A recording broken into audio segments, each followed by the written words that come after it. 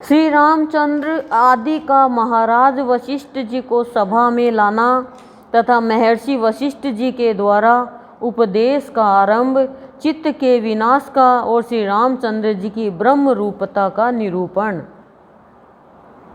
श्री वाल्मीकि जी कहते हैं, रात्रि के क्षीण होने पर श्री राम, लक्ष्मण तथा शत्रुघ्न अपने अपने अनुचरों के साथ उठकर स्नान, संध्या आदि कर्मों का अनुष्ठान करके महामुनि श्री वशिष्ठ जी के आश्रम पर चले गए। वहाँ उन्होंने संध्या करके आश्रम से बाहर निकलते हुए महर्षि वशिष्ठ जी के चरणों में अर्घ्य प्रदान कर प्रणाम किया। क्षण भर में महर्षि वशिष्ठ जी का आश्रम मुनियों, ब्राह्मणों, राजाओं से तथा हाथी, घोड़े, रथ आदि अन्य वाहनों से इतना भर गया कि वहाँ तनिक भी अवकाश नहीं रहा। तदंतर मुनि श्रेष्ठ महाराज वशिष्ठ जी उस सेना के साथ ही श्री राम आदि से अनुगत होकर यथा समय दशरथ जी के घर पर जा पहुँचे। वहाँ पर शीघ्रतापूर्वक मिलने के उत्साह से संध्या वंदन से निवृत्त हुए महाराज दशरथ ने आदरपूर्वक दूर मार्ग में ही जाकर महर्षि का पूजन किया। वे सब श्रोतागण पुष्पों, मोतियों तथा मणियों के समूह से पहले की अपेक्षा पुनः अधिक सजाई गई सभा में प्रविष्ट होकर अपने अपने आसनों पर बैठ गए और इसके अनंतर उसी समय पहले दिन के जो आकाशचर, भूचर आदि श्रोता थे वे सब के सब आ गए। एक दूसरे का अभिवादन करके सभा बैठ गई। तदंतर वाक्य रचना में पटु महामुनि वशिष्ठ जी पूर्व प्रकरण के अनुसार ही वाक्यार्थ के विज्ञाता श्री रघुनंदन को कहने लगे। महाराज वशिष्ठ जी ने कहा, श्री राम, मैंने कल सुंदर पद्धति से जो अत्यंत गहन अर्थ वाला तथा परमार्थ का बोधक वाक्य कहा था, उसका क्या तुमको स्मरण है? अब मैं तुम्हारी समझने के लिए यह और भी शाश्वत सिद्धिदायक उपदेश करता हूँ, इसे सुनो। श्री राम, परमात्म तत्व के यथार्थ ज्ञान से अज्ञान का क्षय तथा वासना का विनाश हो जाने पर शोक शून्य परम पद प्राप्त हो जाता है। देश, काल और वस्तु से रहित एक अद्वितीय पर ब्रह्म परमात्मा ही है। उसके सिवा द्वित्व रूप जगत तो अज्ञान से प्रतीत होता है। वास्तव में परमात्मा के सिवा दूसरी कोई वस्तु नहीं है, क्योंकि जहाँ समस्त पदार्थों से रहित परम शांत समान भाव से प्रकाशित एक सच्चिदानंद ब्रह्म ही है, वहाँ उस परमात्मा के सिवा दूसरा पदार्थ कैसे रह सकता है? जो संपदाएं हैं, जो दृश्य है, जो प्राणी है और जो उनकी इच्छाएं हैं, इन सब के रूप में आदि और अंत से रहित एक विज्ञानानंद घन ब्रह्मा ही है। जैसे समुद्र की तरंगे समुद्र ही है, पाताल में, भूमि में, स्वर्ग में, तृण आदि जड़ पदार्थों में, प्राणी एवं आकाश में सर्वत्र वह सच्चिदानंद घन पर ब्रह्म परमात्मा ही परिपूर्ण है, दूसरा कुछ नहीं। जैसे समुद्र की नाना तरंगे समुद्र ही है, वैसे ही उपेक्षय है, उपादेय, बंधु बांधव, संपदाय, देह है, इन सभी रूपों में आदि और अंत से रहित पर ब्रह्म ही प्रकाशित है। जब तक ज्ञान की कल्पना ब्रह्मा से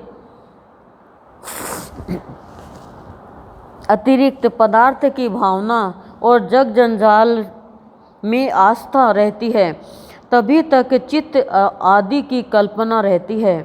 जब तक देह में अहम भावना रहती है, जब तक इस दृश्य में आत्मरूपता रहती है, जब तक यह मेरा है इस प्रकार की आस्था रहती है, तभी तक चित्त रूप ब्रह्म रहता है। जब तक पूर्णता का उदय नहीं होता और जब तक सज्जनों के संसर्ग से अज्ञान का विनाश नहीं होता, तभी तक चित्त आदि पतन की ओर जाते रहते हैं। जब तक सच्चिदानंद परमात्मा के यथार्थ अनुभव के प्रभाव से यह जगत की वासना शिथिल नहीं हो जाती, तभी तक चित्त आदि प्रतीत होते हैं। जब तक अज्ञान रूप मूर्खता रहती है।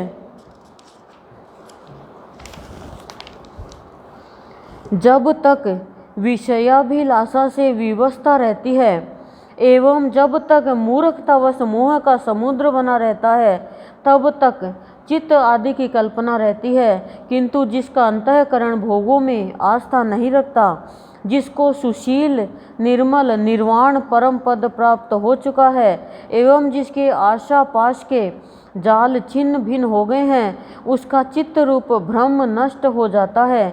मिथ्या भ्रम को उत्पन्न करने वाले अनात्म दर्शन का विनाश तथा परमार्थभूत सच्चिदानंद परमात्म ज्ञान रूप उत्तम सूर्य का उदय होने पर चित्त विनष्ट होकर उसी प्रकार पुनः दिखाई नहीं देता, जिस प्रकार अग्नि में सूखा पत्ता या घी की बूंद गिरने पर पुनः दिखाई नहीं देती।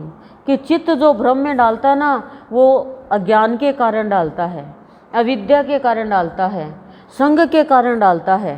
लेकिन जब श्रेष्ठ पुरुषों का संग होता है, जब अच्छे लोगों का सज्जनों का संग मिलता है, तो फिर चित्त की जितनी भी बुराई है वो खत्म हो जाती है। और चित्त है ऐसे खत्म हो जाता है जैसे आग में कोई चीज जल गई हो। परमात्मा के सगुण निर्गुण स्वरूप का साक्षात्कार किए हुए जो जीवन मुक्त महात्मा है, उनका पवित्र अंतःकरणी सत्व नाम से कहा गया है। जो समरूप परमात्मा पद में नित्य स्थित चित्त रहित तत्व ज्ञानी पर महात्मा है, वे सत्व गुण में स्थिति से उत्पन्न उपेक्षा से ही लीला मात्र व्यवहार करते हैं। परमात्मा में स्थित संयतेंद्रिय परम शांत महात्मा पुरुष उस ब्रह्म रूप ज्योति का सदा ही साक्षात्कार करते रहते हैं। अतः उनमें द्वैत भाव, एक भाव और वासना नहीं हो सकती। मैं सर्वात्मक हूँ, इस प्रकार की परिपूर्ण आत्म भावना से समस्त त्रिजग रूपी तृण का सच्चिदानंद रूप अग्नि में हवन करने वाले महामुनि के चित्त आदि भ्रम निवृत्त हो जाते हैं। विवेक से विशुद्ध हुआ चित्त सत्व कहा जाता है। वह फिर मोह रूपी फल उसी प्रकार उत्पन्न नहीं करता जिस प्रकार दग्ध हुआ बीज नहीं उगता। मूढ़ मनुष्यों के भीतर पुनर्जन्म का विधायक वासना युक्त चित्त होता है, किंतु तत्व ज्ञान हो जाने पर वही वासना रहित सत्व रूप होकर पुनर्जन्म का बाधक हो जाता है। श्री राम, तुम प्राप्तव्य वस्तु को प्राप्त कर चुके हो, तुम्हें कुछ भी प्राप्त करना नहीं है।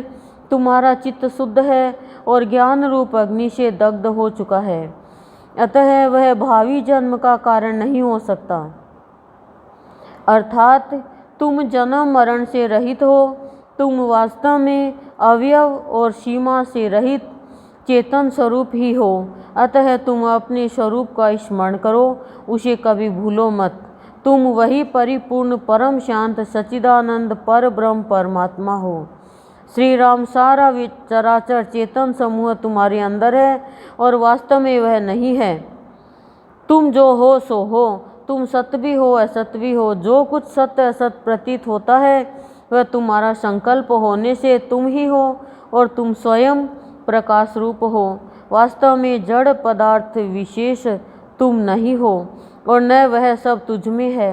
तुम्हारा संकल्प होने से वह तुम्हारा स्वरूप भी है और वस्तु से असत होने के कारण वह नहीं है। तुम अपने सच्चिदानंद स्वरूप में नित्य स्थित हो। तुम्हें नमस्कार है।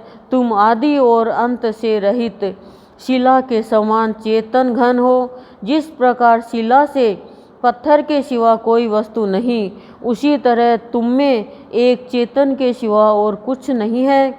तुम आकाश की तरह निर्मल और स्वस्थ हो। तुम लीला से ही संपूर्ण जगत को अपने एक अंश में धारण किए हुए हो। ऐसे ब्रह्म स्वरूप तुम्हें नमस्कार है। वशिष्ठ जी रामचंद्र जी को बता रहे हैं कि तुम ही सब हो, तुम्हारे अंदर सब समाया हुआ है।